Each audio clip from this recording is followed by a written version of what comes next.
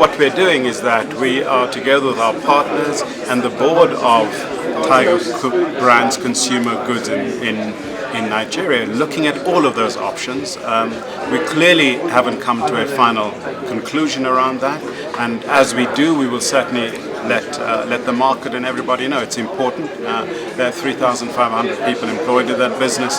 It's important for us to make sure we've applied ourselves as to how what will happen to the business going forward.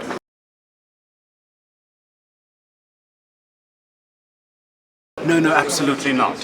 We have two other investments in Nigeria, Deli Foods that we own 100%, and we own 49% of UAC Foods. So no, we absolutely aren't exiting Nigeria. In the long term, we've continued to believe that Nigeria is a market that you can't ignore.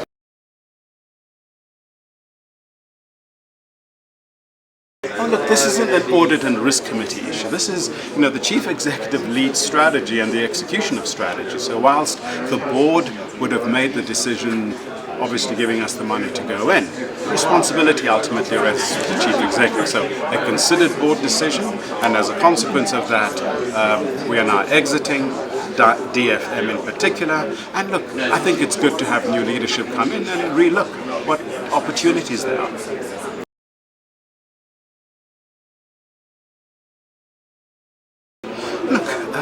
Absolutely, Tiger has an appetite for expansion on the balance of our continent. Everyone has an appetite for that. I think what is different is going to be which markets you go into, what the drivers are for going into those markets, and over what period of time you can bring those markets to good value.